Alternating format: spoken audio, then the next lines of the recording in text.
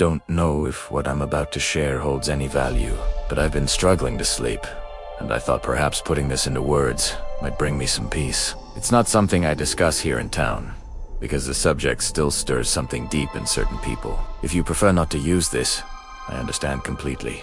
My name is Sergio. I'm 52 years old, and I live in the interior of Minas Gerais, in a small town where everyone knows everyone. I've never been involved in anything out of the ordinary. My life has always been simple, marked by those predictable cycles of work, home, public service, and the same routines day after day. I'm not one to exaggerate. I've never been one to speak about religion or supernatural things. But during that period, I desperately needed stable employment. When the municipal office opened positions to organize the new municipal cemetery, I ended up applying. It wasn't exactly a position I had imagined for myself, but I'm not ashamed to say that my financial situation was pressing hard against me. The old cemetery was already nearly out of space, and the municipality had purchased an area somewhat removed from the town center to construct another. The region had once been an old farm that caught fire many years ago. This is true, it's in the municipal records, but no one spoke much about the fire. They only mentioned it in passing, as if the words themselves carried weight they didn't want to hold. My official role would be to evaluate the soil, accompany the tests, and ensure the first stages of maintenance. From what I understood, it would be something temporary. Just while they sorted out the bureaucratic details and hired more people. The location hadn't even received its first burial yet. Everything was new. New constructions, new gate, a simple little chapel, a gravel path. Only the land itself seemed ancient, as if it carried a certain resistance to being disturbed. Right from the beginning, I noticed the climate there was somewhat strange. Not in a supernatural sense. Strange, physically. The soil, for example, was firm during the day, compacted earth, without smell, without signs of moisture. But whenever I arrived early, very early, the ground seemed different. The earth would be disturbed in a way that didn't match the absence of rain. I'm not an agronomist or anything, but I've worked with earth enough to recognize when something has given way due to weight or infiltration. There, neither of those explanations fit. On the third day of work, the municipality asked us to dig a test grave. It wouldn't contain any body. It would just be to see how the terrain reacted and if there would be any sliding. I did what they asked. I measured everything properly, left everything to standard, and it turned out perfect. I returned the next day, and the grave was open, not sunken, as if it had caved in, but open, as if someone had removed the sides with their hands and scattered the earth around it. The curious thing was that there were no footprints, no tool marks, nothing, just loose earth. At the moment, I thought it might be some animal digging, perhaps because of the smell of the turned soil, but an animal wouldn't displace that much earth in that manner, and even if it were, it would be possible to see signs. I was worried because this could delay the inauguration. I redid the work and left everything firmer. The next day, the same thing happened. The grave disturbed, as if the soil refused to accept what was being done to it. I mentioned it to a colleague at the municipal office, but he laughed and simply said, "It's bad luck, Sergio. This whole first burial thing always turns into superstition." And there was that too. No one wanted to be the first to be buried there. Not even the funeral homes in the region were enthusiastic about the idea. Families preferred the old cemetery, even though it was almost full. And since no one wanted it, the new cemetery sat there, idle, with only me looking after it every single day. The issue with the sign began a little later. It was supposed to be something simple, just writing New Horizon Municipal Cemetery at the entrance in white paint. I volunteered to paint it myself because I thought it would be quick. As soon as I started, I noticed the paint was running more than it should. I thought it might be too much heat or excess on the brush. I cleaned it and redid it. The paint ran again, only this time it formed something that looked like a letter. An A. It took me a few seconds to understand. Then, I looked more closely. It wasn't just a random stroke, it actually formed an A.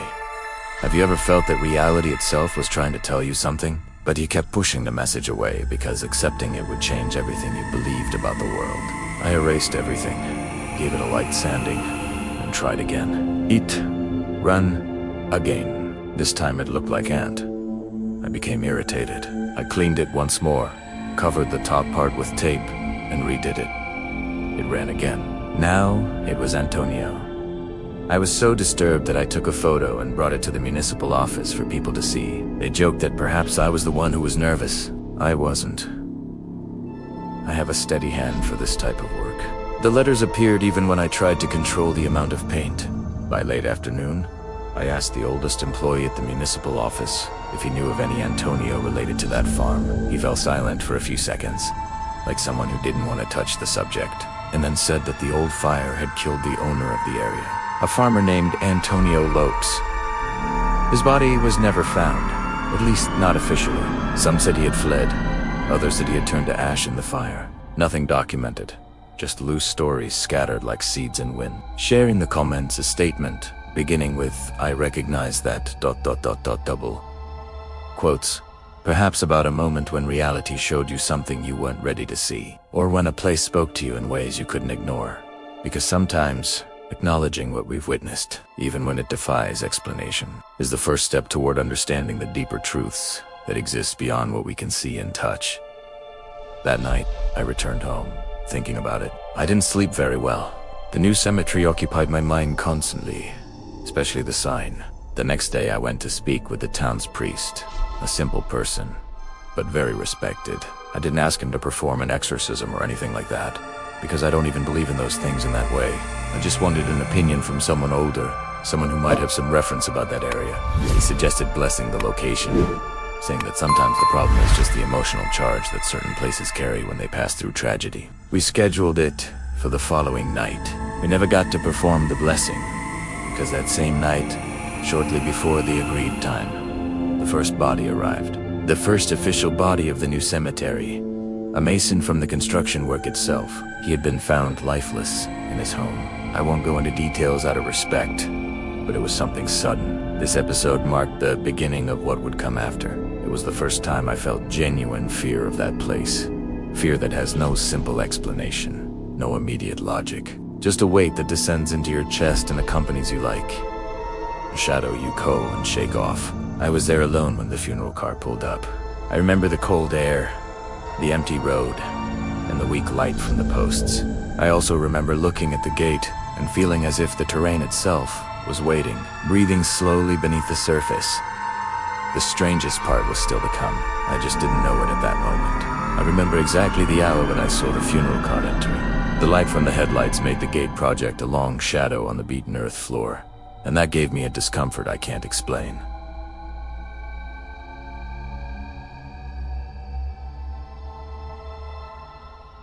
It wasn't fear of the body. I don't have that kind of apprehension. It was something else entirely. It felt as if that arrival completed some piece that had been missing since I started working there. The driver got out, silently. He was a young man I knew only by sight. He gave me a quick good evening, somewhat without looking into my eyes, as if he too felt the heaviness of what we were about to do. He asked where the first official plot was. I responded that they hadn't yet designated a number, but that the municipality had left a provisional marking for the first burial, a simple wooden stake driven into ground that seemed all too willing to receive what we brought. The truth is, nobody expected it would be so soon, and even less that it would be precisely someone from the construction crew. We walked to the location together. The air was still, without any wind at all, as if the night itself was holding its breath. The young man helped me position the casket on the support. Everything was technically correct, following all the proper procedures. But I felt strange, not sad, but displaced, as if I were doing something wrong, even though I knew this was my job. The ceremony was small, intimate, in the saddest way possible. Only 2 family members had come, and they stayed only a few minutes. It was late, a cold night, and the family seemed more stunned than anything else, moving through the motions as if they couldn't quite believe they were standing there. After they left, the driver and I remained there waiting for authorization by radio to conclude the procedure. That's when the ground made a crack. It wasn't strong, nor something a layperson would classify as dangerous. But for someone who had spent the entire week working that soil, touching it, measuring it, that sound was strange. It was as if the earth was breathing from below, expanding and contracting with something that resembled life. The driver took a frightened step back. I tried to act normally, but my entire body became tense, every muscle alert to something my mind couldn't yet name.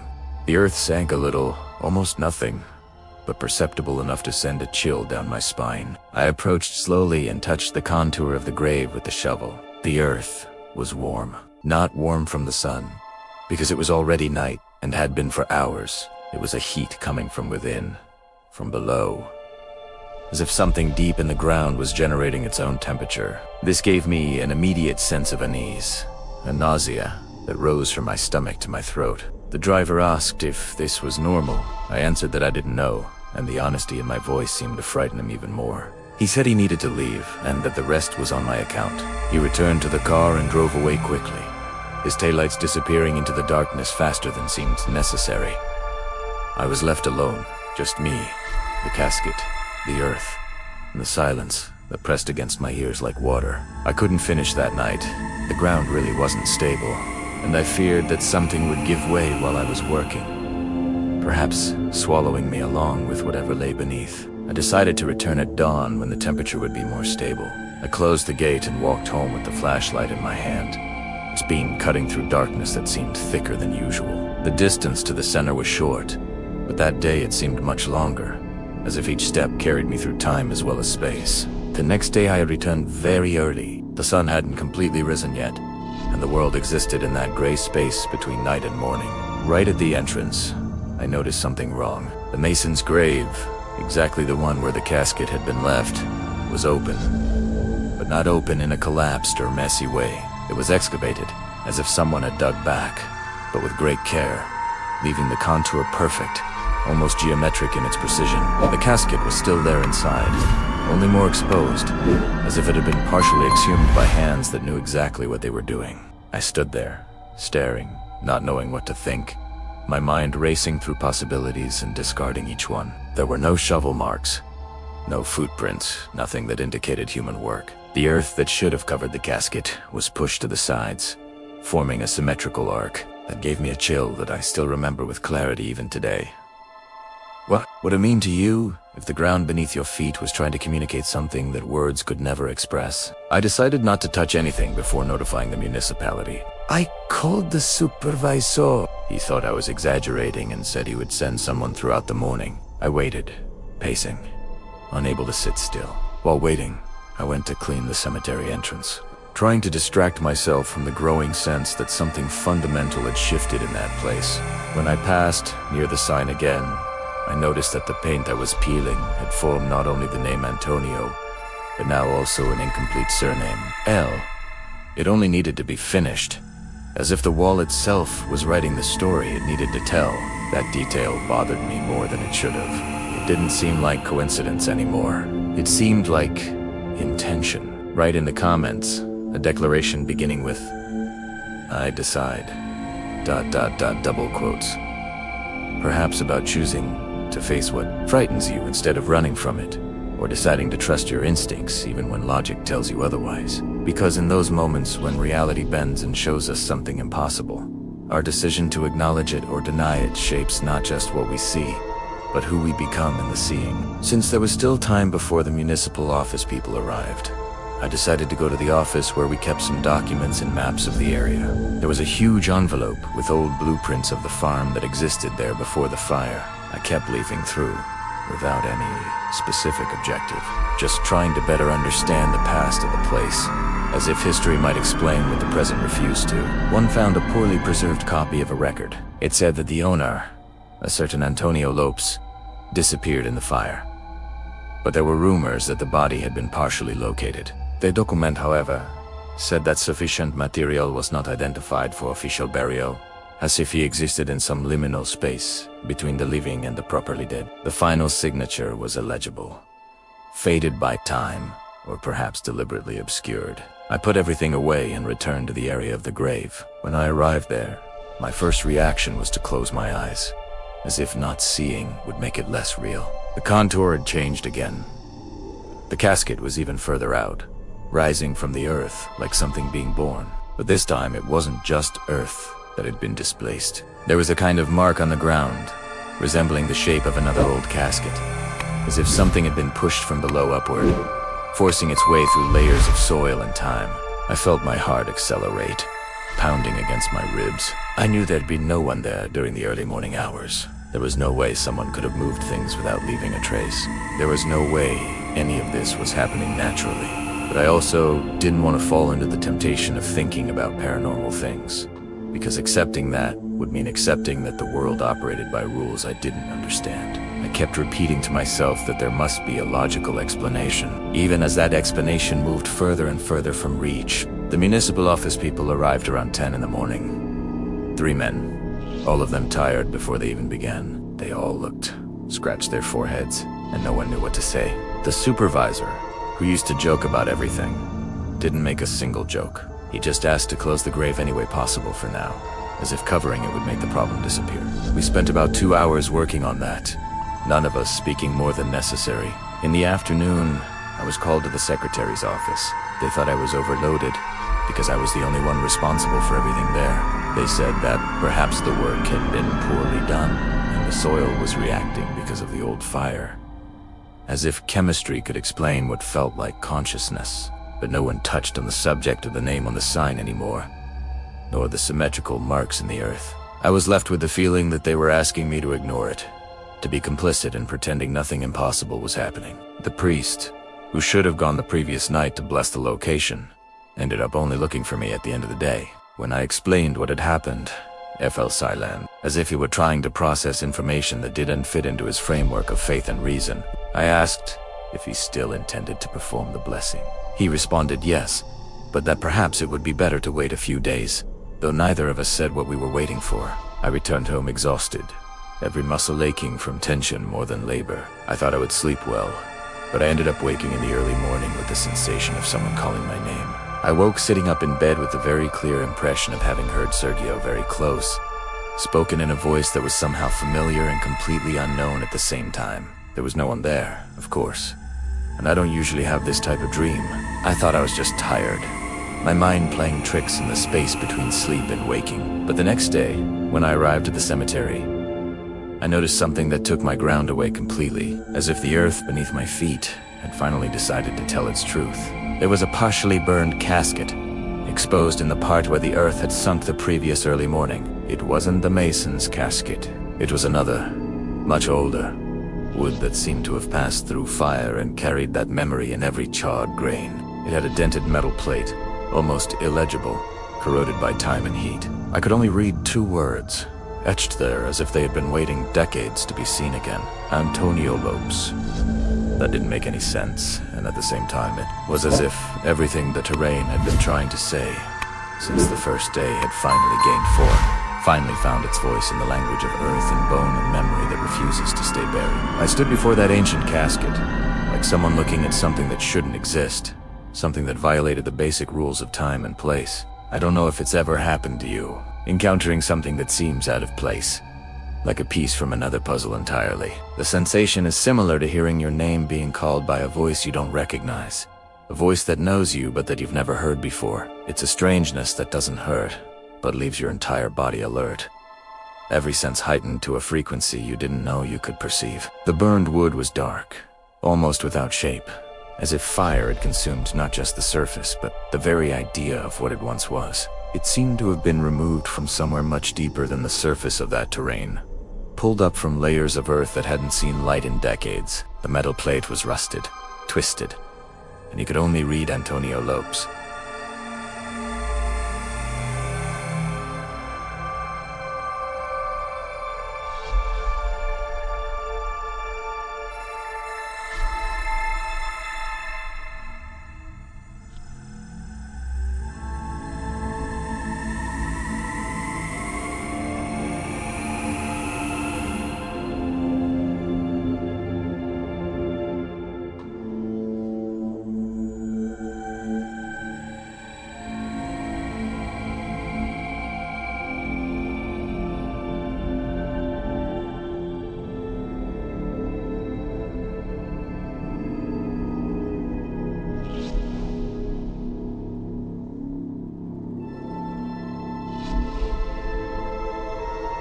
I called the municipal office people again, my voice shaking more than I wanted to admit.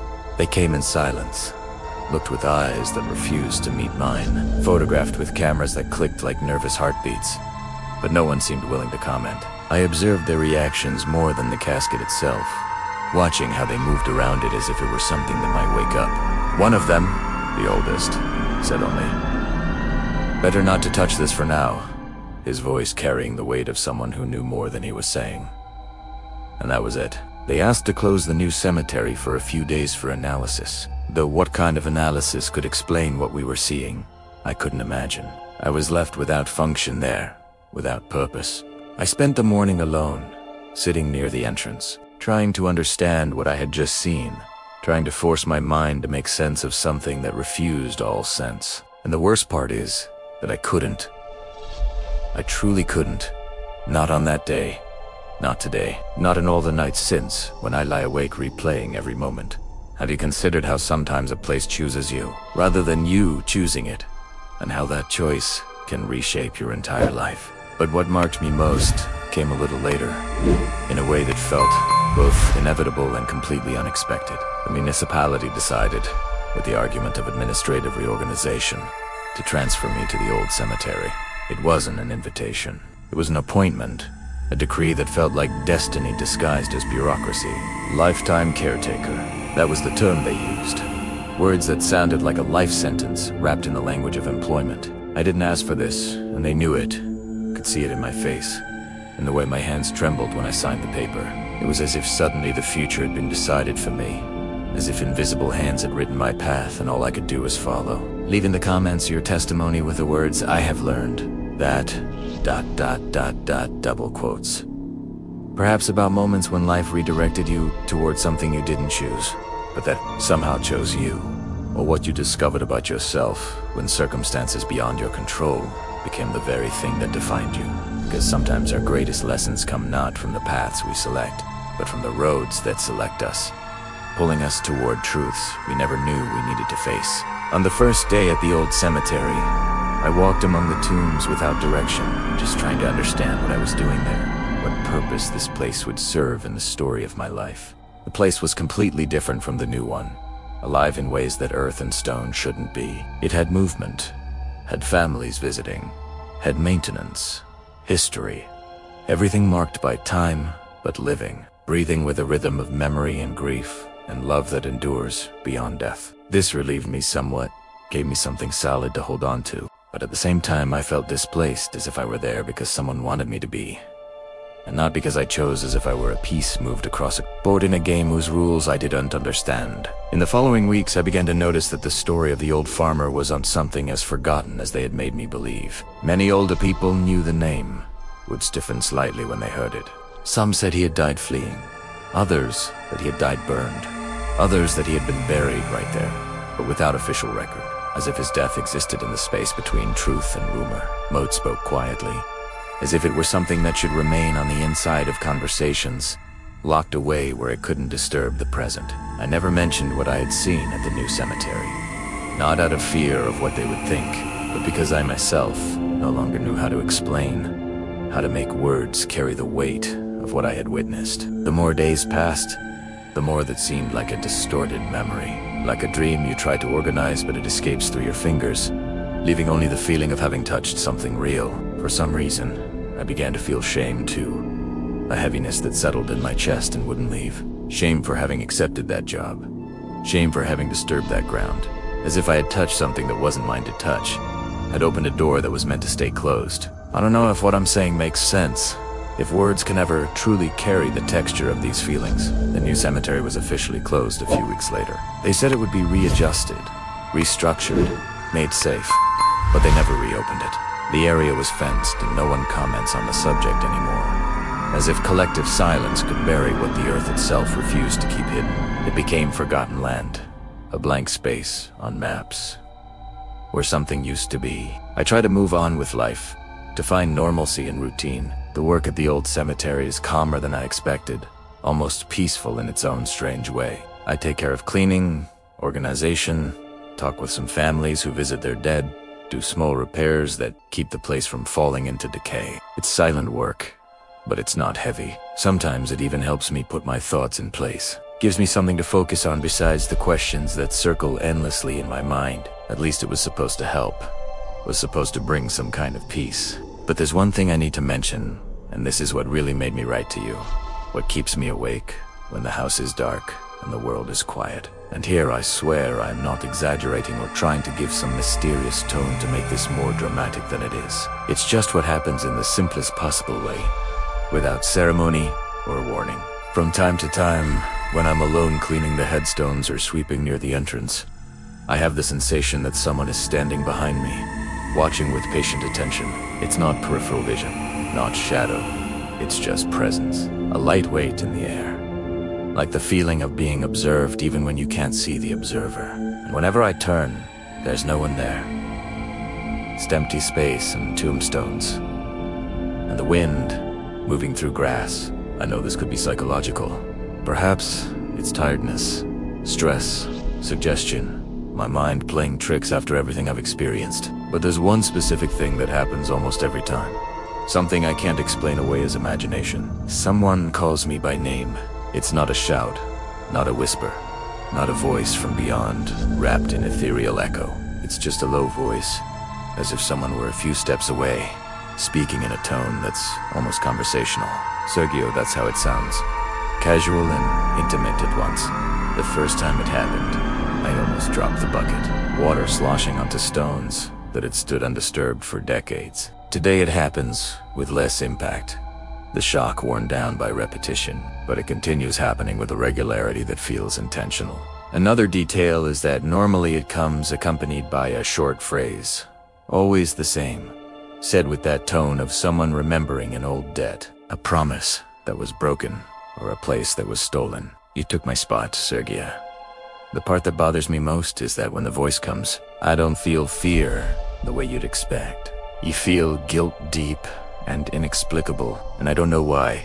Can't trace the origin of this feeling that settles in my bones. I don't know whose spot this would be, whose place I supposedly occupied. I do want to know if this has any relation to the burned casket or the disturbed graves, or that paint that insisted on forming the name Antonio, letter by letter like a message being slowly written.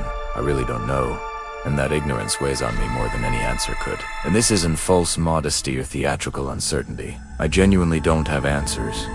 Only questions that multiply like shadows as the sun sets. Only the growing sense that some debts transcend death, and some places remember things that people try to forget. What I have is a constant discomfort that grows as the months pass, accumulating like sediment at the bottom of a river. I've thought about requesting leave, about walking away from this place and these stones and this voice that knows my name. But every time I start to fill out the form, my pen hovering over the paper, I feel like I'm failing at something. As if abandoning this work would be worse than continuing, as if leaving would be a betrayal of something I don't fully understand. I know this doesn't make sense to someone from outside, someone who hasn't stood where I've stood or heard what I've heard. But when I'm there in the middle of that silence, caring for the headstones, cleaning names carved into marble and granite, the weight I feel isn't the weight of a mystery. It's the weight of a responsibility, one I never wanted to have and yet somehow feels like it's mine. Has always been mine, was perhaps always meant to be mine. I write this because I don't really know who to tell, who would understand without thinking I've lost my grip on reality.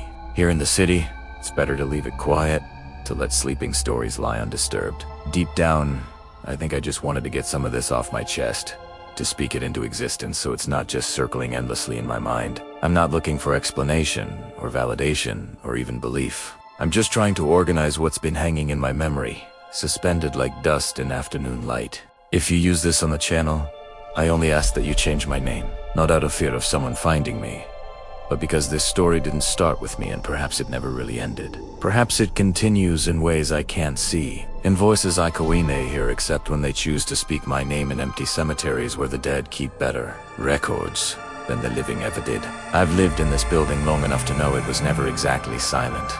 Never one of those peaceful places where you forget other people exist above and below and beside you. Even so, a few weeks ago, I started noticing a noise that stood out from the others, that separated itself from the ambient hum of urban life. It wasn't footsteps, wasn't television bleeding through thin walls, wasn't that typical plumbing noise that you learn to ignore after a while, that becomes part of the architecture of your daily existence. It was a heavier sound, as if something was being dragged from one corner to another, followed by dry thuds in an irregular sequence that seemed almost deliberate. It seemed to come from the apartment below, rising through floorboards and foundation. At first I tried not to give it importance, tried to fold it into the background noise of building life. I thought it was just some resident moving furniture late at night, rearranging their space in those hours, when insomnia makes people restless. But the sound continued for days, always at the same time, always with the same insistence, as if whatever was making it had a schedule it needed to keep. I didn't comment with anyone initially, because it seemed like a silly thing to mention, something that would make me seem paranoid or overly sensitive. But it started to become clearer, more distinct, and there was something strange about it that I couldn't quite name. It wasn't the sound of someone walking.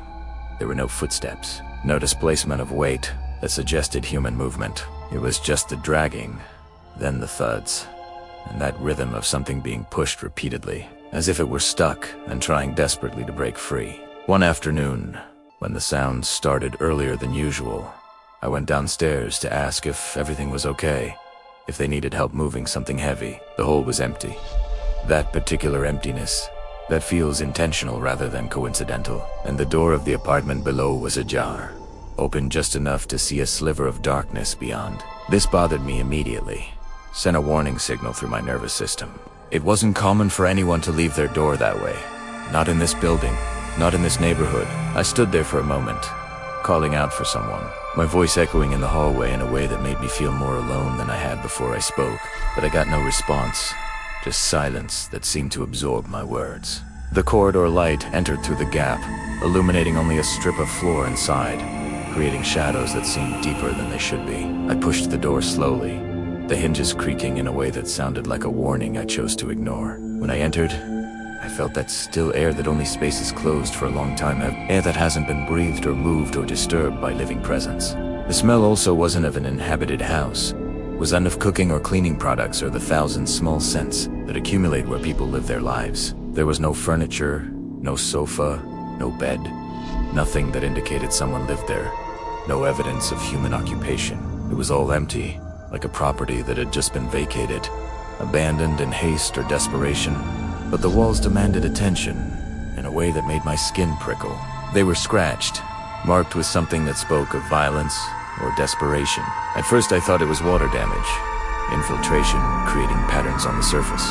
But getting closer, I saw there were fine marks, parallel lines, like scratches from top to bottom, in some parts so deep that the paint had chipped away, revealing the concrete beneath like exposed bone. And if I told you that sometimes the boundary between one reality and another is thinner than we imagine, as fragile as paint on a wall or a door left ajar, at that moment I felt immediate discomfort, that involuntary shiva that rises up your spine and settles at the base of your skull. I left and closed the door, but I kept thinking about it for the rest of the day.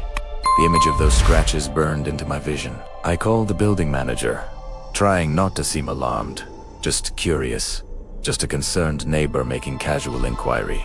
I asked if anyone was living there and explained about the noise, keeping my voice level and reasonable. She responded with the most natural tone in the world, as if this were the most ordinary information, that the apartment had been empty for months, since the last tenant had left without prior notice, disappearing in the night like smoke.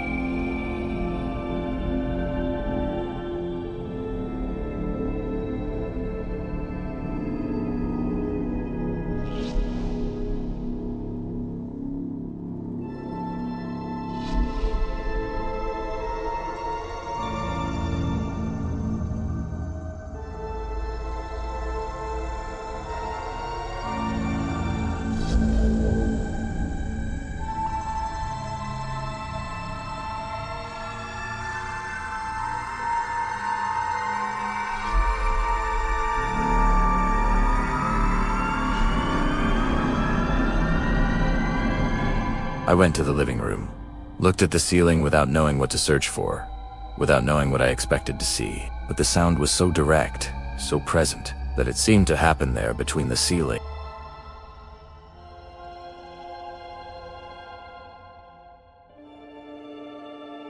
Share in the comments something that begins with, I transform, ...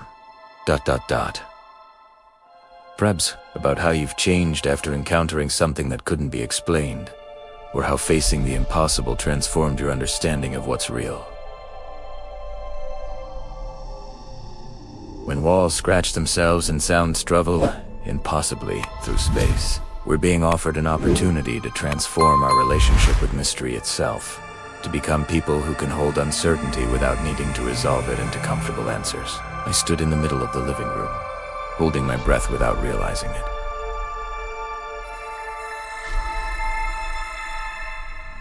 I thought I was becoming impressed, letting my imagination run away with me. I went back to the bedroom to try to sleep, to convince myself this was all explainable. But when I turned on the light, I noticed a shadow moving on the floor, right near the door, shifting in ways that shadows shouldn't shift. It wasn't a shadow from the window, because the curtains were closed, creating complete darkness beyond the glass. It wasn't the shadow from the lamp, because the lamp was behind me. Couldn't cast shadow in that direction. It was as if something just below the floor was dragging itself slowly, changing position, moving with purpose and intention. It had no exact shape, but you could see the displacement, as if the floor itself was breathing, expanding and contracting with the rhythm of some buried life. I left the bedroom on impulse, the door slamming behind me with a sound that seemed too loud in a quiet building. I leaned against the hallway wall, trying to understand what I had seen, trying to force my rational mind to process information it wasn't designed to handle. I didn't want to go back there immediately. Didn't want to face whatever was moving beneath the surface of my home. My first reaction was to grab my phone and call the police, to bring authority and rationality into this situation that was becoming increasingly irrational. I felt shame immediately when trying to explain, because it sounded like the story of a disturbed person, someone losing their grip. So I only spoke about the sounds, edited my experience into something more acceptable. I said I had found the apartment below open before, and that now the sounds were coming from above, that there might be someone hidden. Some invasion. Some explanation that involved flesh and blood rather than whatever this truly was. They promised to send a patrol car early in the morning, when there would be someone from the administration to open the units, to investigate with flashlights and procedures and forms that made chaos feel manageable. The night took an eternity to pass, each minute stretching into something that felt like hours. When the time finally arrived, I went down with them, grateful for their solid presence, their uniforms and badges and guns that represented order in a world that was showing me its disorder. The building manager was there, visibly annoyed at having been woken so early, her hair uncombed and her expression suggesting this had better be important. When I opened my mouth to comment about the ajar door the previous day, she interrupted, saying it was impossible, that the locks had been changed, that no one could have entered, as if a certainty could overwrite what I had witnessed. But the apartment was no longer the way I had seen it, no longer matched the memory burned into my mind. The door was completely closed, and from inside, it had been sealed with new boards crossed from one side to the other. An axe of wood that looked both new and ancient. The handyman who does maintenance in the building appeared at that moment, saying he had been there weeks ago to check water damage on the ceiling and had already found everything sealed in that same way, boards that looked like they'd been there forever. He said the order was to leave it closed because no one wanted renovation, as if the apartment itself had been written off, abandoned to whatever occupied it. Now I was left without reaction, without words that could bridge the gap between what I knew and what they were telling me. I had seen the door open. I had entered. The walls were scratched by something desperate or angry or both, but I said nothing because any defense would only make me seem more unhinged. And there was something else, something that made the situation even stranger. If it were some kind of invasion, it made no sense for someone to seal everything afterwards, to trap themselves inside or announce so clearly that the space was closed. The police took a superficial look around the corridor and left. Their job done, their report filed, their shift continuing to calls that made more sense. I thought the sounds would end, that whatever investigation had been conducted would somehow quiet whatever was making noise. In theory, there was no one below or above, no one sealed in walls or crawling through ceilings. But that same night, while I tried not to think about it, tried to convince myself this was over, The sound returned with the same insistence as before, only now it wasn't from the ceiling or the floor. It was from the side, from the neighboring apartment pressed right against my living room wall, as if whatever was moving through this building was getting closer, narrowing the distance between its world and mine, between the space where things make sense and the space where they dissolve into something we have no language to describe. It wasn't just the dragging anymore. It was the same complete set of noises in the same rhythm, as if it had migrated through the building's skeleton. Following some map I couldn't see, I stood there staring at the wall, and the sound seemed to accompany my breathing, to synchronize itself with the rhythm of my lungs, expanding and contracting. Each time I held my breath, the sound diminished, fading like it was connected to my oxygen. When I released the air, it returned as if it were responding, as if we were engaged in some kind of dialogue I never agreed to participate in. I didn't knock on the wall. I didn't have the courage. Didn't want to announce my presence to whatever was listening. I spent the following hours sitting on the edge of the bed, trying to hear some indication that it was just plumbing, just the ordinary sounds of a building settling into itself. But it wasn't that. Could never be mistaken for something so mundane. That followed a logic I didn't understand, a pattern that seemed almost intelligent in its purposefulness. Sometimes it seemed far away, an echo from distant rooms. Sometimes it was pressed against my ear, intimate as a whisper. The worst part wasn't even the sound itself. It was the sensation that no matter where I stayed inside the apartment, there always seemed to be a room below me, as if the thing or person or whatever was causing this adjusted itself to my movement, played a game of shadows with my geography. If I went to the kitchen, the sound emerged from under the kitchen floor, rising through tile and concrete. If I went to the bedroom, it emerged under the bedroom, patient and persistent. If I locked the bathroom door and sat on the floor, searching for some space it couldn't reach, it came from the bathroom floor, as close as my own heartbeat. It's as if the sound searched for position, calculated the perfect place to make itself known. I tried to sleep on the sofa, thinking perhaps distance from the bedroom would bring some peace, but I could hear the displacements beneath the floor, almost accompanying my way of walking, learning my patterns. Once in the early morning, I felt a light tremor in the wood, right under the sole of my foot, like a large animal passing through a narrow tunnel. Something with weight and purpose, moving through impossible spaces. But there's no tunnel here, no hollow places in the architecture. This is pure, concrete, solid foundation. Nothing but mass and density. In the following days, I began to notice something else. Something that expanded the boundaries of this experience beyond the apartment's walls. When I left the building, I heard nothing. The world outside was blessedly normal, filled only with traffic and voices, and the ordinary sounds of a city breathing. But as soon as I arrived in a closed environment, any enclosed space at all, that same impression of presence returned with renewed insistence. At work, in the office bathroom, in the supermarket corridor, always below, never behind, never at the door, never on the ceiling, always under my feet, as if something was searching for an exact point to stop, to finally rest after long migration through earth and stone. After a while, even when I walked on the street at night, I felt a weak vibration in the asphalt, something that shouldn't exist in paved roads. It wasn't every day, but when it happened, it seemed like the same rhythm. Dragging, pause, pushing, that trinity of sounds that had become the soundtrack of my existence. I know this might seem exaggerated, might sound like the ravings of someone whose mind has broken under pressure, but there exists a moment when you stop trying to find explanation, when reason itself becomes the obstacle to understanding. I tried.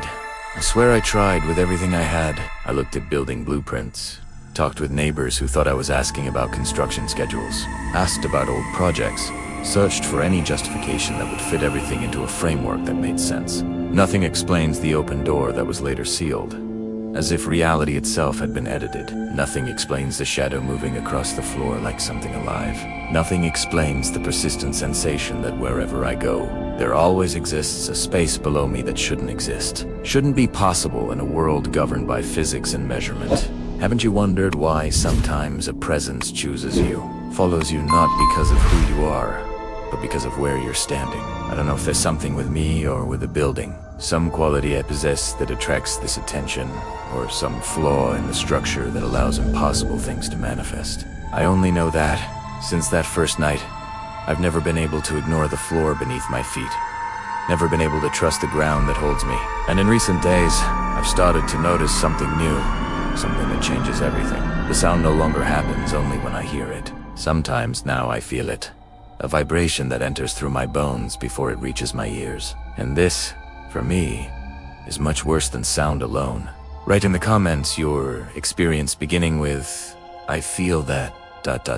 double quotes perhaps, about moments when you sensed something before you could see it, or when your body understood what your mind refused to accept. Because sometimes our deepest knowing comes not through our eyes or ears, but through that ancient wisdom that lives in ourselves, that recognizes danger or presence or truth before consciousness can name it. I spent a long time thinking it was just something in my head, some phase of stress that would end when I could sleep better, or when the bills were paid, or when I had a little peace. Those comforting lies we tell ourselves when reality becomes too strange to accept. But none of that happened.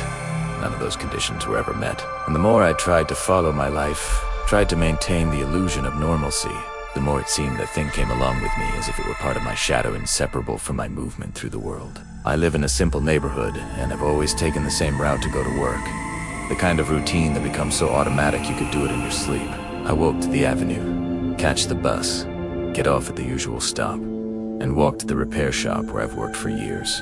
Nothing special. Nothing that would draw attention or invite the unusual into ordinary life. It was the same routine since I was a little over 20 years old, so I already did everything automatically. My body knowing the way while my mind wandered elsewhere, and perhaps because of all that repetition. I noticed so quickly when something changed, when a new element entered the pattern. It started on an ordinary Monday, unremarkable in every way, except for what it would begin. I was going to work and noticed a man walking a few steps behind me, his footsteps falling into rhythm with mine. I didn't give it importance at first. Streets of people, each one walks at their own pace. Nothing strange in that basic fact of urban existence. I continued walking, but when I turned the first corner, I turned a two, maintaining that same distance. And when I cut through the small market, taking a shortcut I'd used 1,000 times, he passed at the same moment. His timing too perfect to be coincidence. Still, I didn't think anything of it. Didn't let suspicion take root. I only would have remembered this at night, if I remembered at all. But the next day he was there again. Same distance, same pace, same silence that seemed almost deliberate in its completeness. At first, I only noticed because he didn't touch his phone, didn't look to the sides, didn't speed up or slow down. Didn't do any of the small, unconscious adjustments people make when they walk. He seemed like he had rehearsed that rhythm and was just repeating it, like an actor who had learned his blocking perfectly. On the third day, I was already bothered, that initial dismissal turning into unease. On the fourth, I was restless enough to change my path, to test whether this pattern would break. Instead of cutting through the market street, I went behind the school, which is a longer route that I rarely take. When I reached the end of the street, there he was, coming from the same direction, with that constant stride. Neither fast nor slow, just perfectly calibrated. That's when I felt something was wrong, when coincidence transformed into something more purposeful. It wasn't normal for someone to walk like this, day after day, always behind me, always at that distance, like a satellite locked into orbit, and he never looked directly at me. His gaze fixed the whole time on something I couldn't see. Something behind or above or through me. I thought about talking to someone, about reporting this to police, or friends, or anyone who might help. But I myself wouldn't know how to explain what I would say, how to make it sound serious rather than paranoid. There's a guy who walks behind me every day, but doesn't do anything, just walks. It seemed ridiculous, the complaint of someone who couldn't distinguish between coincidence and conspiracy. So I tried to lose him instead, to outmaneuver whatever strategy he was employing. I entered a bakery where I never went. Spent several minutes inside, touching things I wasn't going to buy, pretending to consider bread and pastries. When I left, he was at the bus stop, looking at me without moving his head. That stare that seemed to go through me rather than at me. His body seemed tired, shoulders dropped, deep dark circles under his eyes, like someone who hadn't slept in days, who was pushing themselves beyond what flesh and will could sustain. The next day, I decided to get off to stops early and walk on the other side of the avenue, changing not just the route but the entire approach. It was impossible for him to know I was going to do this. Impossible for him to predict this deviation from pattern.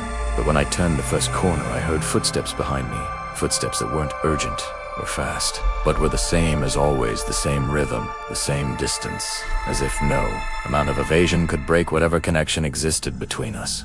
This wore me down gradually, eroding my peace like water on stone. I spent the day irritated, scattered, with that bad feeling of someone who knows they're being observed and can't explain why, can't point to evidence that would satisfy the rational mind. At night, it took forever to fall asleep, my mind racing through possibilities. I started waking up tired, even when sleeping more than 6 hours, as if rest itself had become impossible. My colleagues commented that I looked worn down, and I couldn't tell them the reason. Couldn't find words that wouldn't make me sound unstable. As the weeks passed, the man changed in ways that should have been impossible. He seemed weaker, as if each day stole a little of his energy, drained something essential from his body. His skin thinned, became almost transparent. His face became more marked, hollows appearing where there had been flesh. His shirt, which had been loose before, began to seem much too big, hanging on a frame that was diminishing day by day. He didn't eat anything, didn't drink anything as far as I could see. He just walked behind me, at the same distance, with the dedication of someone fulfilling a vow. I thought maybe he had some disorder, some condition that made him follow me without realizing, some mental fracture that locked him into this pattern. Maybe he was lost, his mind unable to find its way home. Maybe he was going through something serious and, for some reason, had attached himself to me. Found in my routine some anchor his dissolving mind could hold, but none of that explained how he always appeared in the right place at the right time. Even when I changed everything, rewrote my patterns completely, until the day I almost lost my mind, when patience finally crumbled into something sharper. It was a Friday. I'd left work early and decided to cut through an open condominium where I never passed, a route I'd never taken in all my years in this neighborhood. I kept walking aimlessly, turning down random streets, just to break the pattern, to finally escape. When I finally emerged onto the asphalt, I looked back with hope that had become desperation. He was there, but he seemed worse than ever. Worse than someone should look while still walking. Sweating, breathing crooked, as if he were forcing himself beyond his limit, beyond what his body could sustain.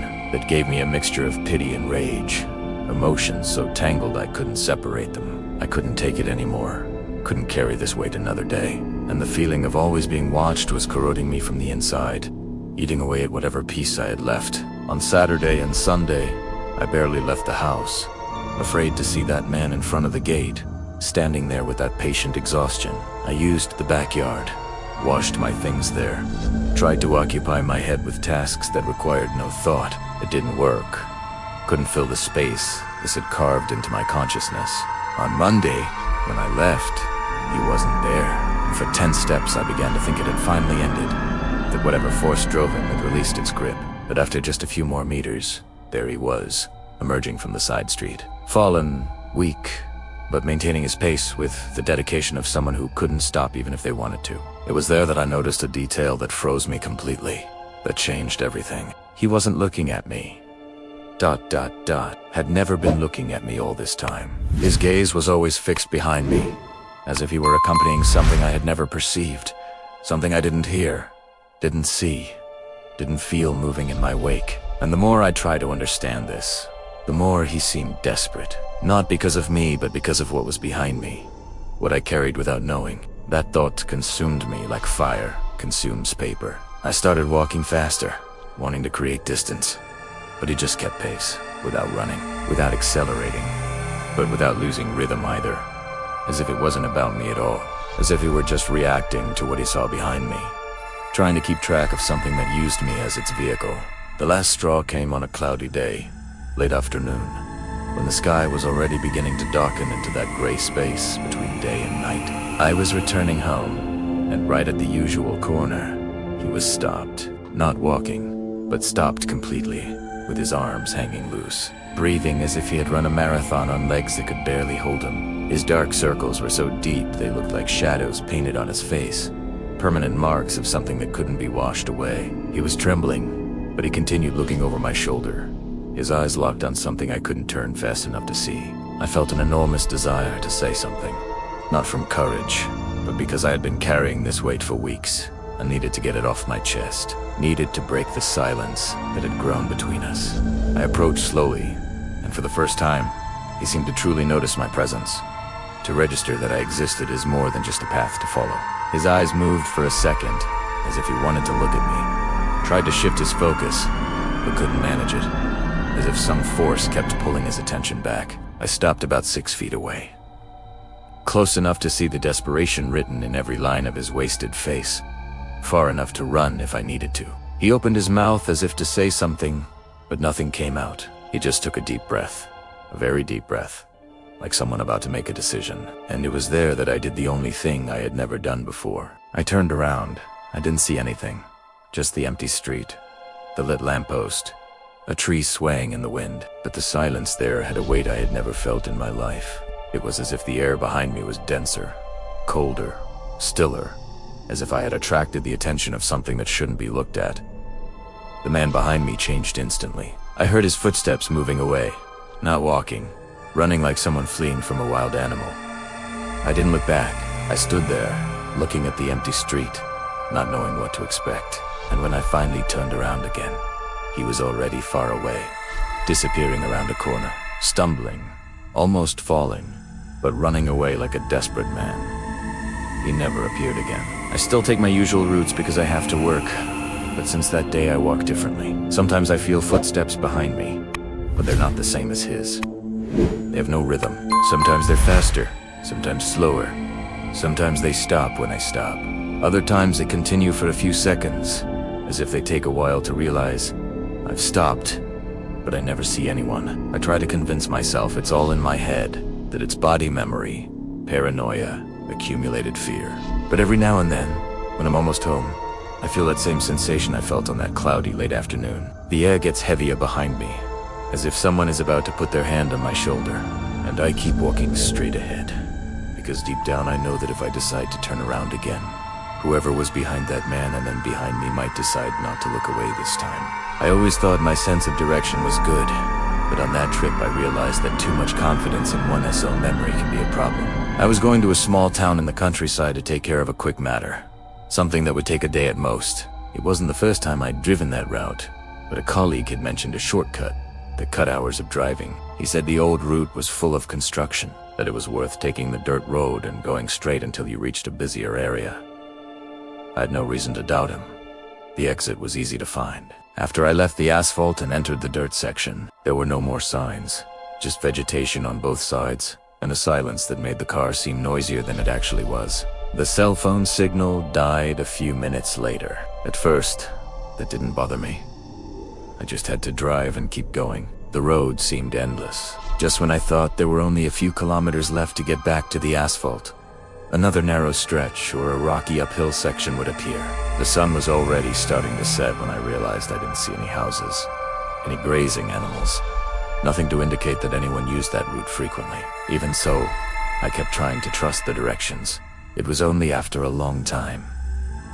I can't say exactly how long, but it seemed like more than an hour before the terrain started to open up. First came a few spaced out clearings, then a larger open area, like a shallow valley. What caught my attention wasn't the landscape, but the metallic sheen in the middle of the dry earth. When I got closer, I realized it wasn't new metal. It was the shells of burnt-out cars, several piled up or thrown haphazardly.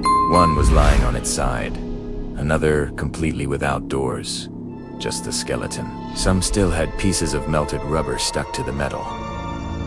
It wasn't just one or two. I counted at least 10 scattered around before even getting out of the car. I stopped more out of instinct than curiosity. It didn't look like a junkyard. There were no signs of a workshop, no one working, no warehouse nearby. It was as if someone had dumped all those vehicles there for years. The whole scene gave off a bad feeling, like when you enter a place where you clearly shouldn't be. Even so, I got out to look at the license plates. The first one was so burned that it was impossible to read. The second one still had part of the code, but the plate was all black. The third one, which was lying on the ground next to what must have been a trunk, was from another state. The fourth one, two, and the fifth one. That's when I heard the engine noise behind me. It wasn't my car. I had left it off. It was another one, and it was close. Very close. When I turned around, I saw a dark vehicle parking a few meters away. It turned off its headlights immediately. Even before the dust it kicked up settled. Two men got out. I couldn't see their faces properly, only their outlines against the remaining daylight. One of them asked, without raising his voice, if I was filming anything. But he made a sa-e.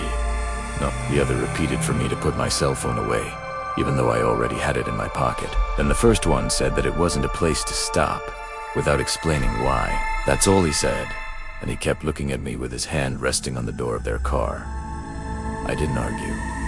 I immediately went back to my car. The door was heavier than before, or maybe it was just the feeling of being in a hurry. When I turned the key, the engine turned, but it wouldn't start. I tried again. Nothing. The dashboard lit up faintly, then went out completely. The second man took 2 steps towards me, and I felt the air become thicker, as if it were very hot, even though it wasn't. I tried to start it again, but the car didn't respond. After that, everything gets a bit jumbled in my head. I don't remember what the men did. I don't remember them getting close enough to touch me. I don't remember if they opened the door, if they said anything else. It's as if that part had simply been erased. The next clear image I have is of walking along the edge of a familiar highway days later, without knowing how I got there. I was found by a driver who stopped because he thought I was feeling unwell. I had no injuries, just extreme thirst and the feeling that time had jumped ahead. When I realized that entire days had passed, not just an afternoon, I was in shock. My head felt heavy, as if I had slept without rest. The police went to the place I described. They managed to find the beginning of the dirt road, but said the valley was empty. No burned cars, no parts, nothing. Just fresh marks on the ground, as if large vehicles had passed through there recently. There were also some dark, dry stains, scattered in a strange way, as if something had been dragged from there. The policeman who spoke to me said that it could be the remains of some clandestine dismantling operation, but his tone was unconvincing. He himself said that he had never seen such a large number of recent marks in such an isolated area. When he asked if I remembered anything between the moment the car would unstart and when I was found, I told the truth. I had nothing. It was as if someone had switched off my thoughts for a while. To this day, when I try to recall that moment, the only thing that comes back to mind is the sound of their engine dying after they turned off the headlights. The sound stuck with me, as if it had been the last truly clear thing before everything disappeared. And the worst part is that sometimes I think about the number of license plates from different states I saw there. It didn't seem like a coincidence. It seemed like a pattern, and I don't like the idea of imagining what it is. I spent a good part of my life thinking I knew how to handle the school environment. I entered the field somewhat by chance, but I quickly got used to the noise, the repetitive routines, and this thing of always having children looking at you with some kind of expectation. But nothing prepared me for a specific situation that still leaves me with a weight on my chest that I couldn't put into words better than these. This happened when I started at a small neighborhood school, a simple but organized place. I was responsible for helping in the classroom, supervising recess, taking 1 or 2 to the coordinator, those kinds of support things. On my first day, a child called me by a name that wasn't mine. I thought I had misheard. But on the second day, she repeated it. The third day again. Always the same name and always looking directly at me, as if she were absolutely sure of what she was saying. At first, I thought she was confusing me with someone who looked similar, but I didn't remember anyone there who had my physical type or my mannerisms. Even so, I let it go. Children sometimes create strange associations, pull up old memories and mix them up. But as the weeks went by, it became quite clear that it wasn't a simple confusion. She called me by that name with a naturalness that was almost unsettling. It wasn't a cry for attention. It wasn't a joke. It was the way someone recognizes me. Every time I came close, she smiled with a confidence that I didn't understand. And one day at recess, while I was helping a group organize a game, she came up to me and said that I wasn't wearing my brown jacket like before. I asked, "Before, when?" And she just replied, "When you carried me that day, I fell." Then she ran off as if nothing had happened. I didn't carry her at any time. Not that day. Not any day. But the conviction with which she said that made me hesitate for a few seconds. as if I had forgotten something. Over time, she started mentioning other situations from that time before. Some of them I didn't even know how to react to. Once, while I was tying a shoelace, she said that I lived further away than I did now. Another time she told me how I took her home when she was afraid of getting dark and always called me by the same name, with a certainty that gave me a strange knot in my stomach. I started to feel uncomfortable, not because I thought there was something supernatural or anything like that, but because I realized that the child saw me in a very specific way, as if I occupied a space that wasn't mine, and I didn't know how to distance myself without seeming rude or making the situation worse. The other teachers commented discreetly. You know that kind of comment that isn't direct, but you feel it in their eyes? Was that it? Quick glances interrupted conversations. It wasn't an accusation, but it wasn't indifference either. It was concern. Whenever she came near me, someone would watch from afar. I didn't know what was happening, but the administration didn't call me in for a chat either, so I thought it was just my imagination. But things got heavier. One late afternoon, after class, I was organizing some materials when a woman appeared at the classroom door. She seemed nervous, clutching her bag tightly, as if she had decided to go in and then changed her mind several times before actually entering. She called me by my real name and asked for a minute. I said she could talk right there. She took 3 deep breaths before beginning. Her voice trembled, but she tried to maintain composure. She said that her son talked a lot about me at home, describing details of my mannerisms, the way I walked, even how I played with my hair when I was distracted. She said she knew that children form bonds, but that there was something about that bond that worried her. I didn't know what to answer. Until then, I thought it was just my impression. But when I heard it from the mother, I felt that there was something more serious there. She continued talking, choosing her words carefully, like someone treading on very thin ground. She said that her son wasn't confusing me with anyone he knew, and that, in fact, he described everything in a way that she recognized very well. It was the way he talked about someone in his own family, about his older brother. Those were her words. His older brother, I thought aloud, without a filter, and asked, "Didn't I know he had a brother?" She lowered her gaze as if it had reopened a wound she preferred to keep closed. It took her a few seconds to respond. She simply said, "He had..." Then she thanked me, apologized for bothering me, and left without looking back. I stood at the door of the room for a long time, trying to process it. Suddenly, everything made sense, but not in a peaceful way. The way the child called me by the wrong name, the memories that weren't mine, the exaggerated confidence, the teacher's stares. Everything fit into an explanation I had never considered. She wasn't confused. She was searching for someone who reminded her of her brother. I don't know if it was in the way he walked, talked, or looked, but something in me triggered that association in her. And for some reason I'll never fully understand, I ended up occupying that space unintentionally. The next day, when she saw me in the hallway, she smiled the same way she always did, but I noticed something different. It seemed like she already expected me to be there, as if I were part of her emotional routine, as if somehow I had replaced someone who should never have been replaced. I tried to act normally, but it was impossible not to feel the weight of it. It wasn't fear of the supernatural. It was fear of unintentionally hurting someone, of being there without any intention, filling the place of a real person who had existed, who had a presence, a voice, a smell, who was part of that child's life, and being placed there in that empty space, even if by coincidence, was not a good feeling. To this day, when I remember, I feel like I didn't do anything wrong, but at the same time, I was part of a wound that I didn't understand, and that marked me in a way that's hard to explain. I continued working there for a few more months, but I could never look at her again without feeling like I was occupying a place that was unmine, and I never had the courage to ask the mother anything else. I think she didn't want to talk about it again either. There are things that happen in silence, things that aren't a mystery, but leave a long-lasting discomfort, a strange emptiness. This was one of them, and even today I don't know exactly how to hold on to that memory without feeling like I carried it, without realizing I was carrying a piece of the pain of a family I didn't even know.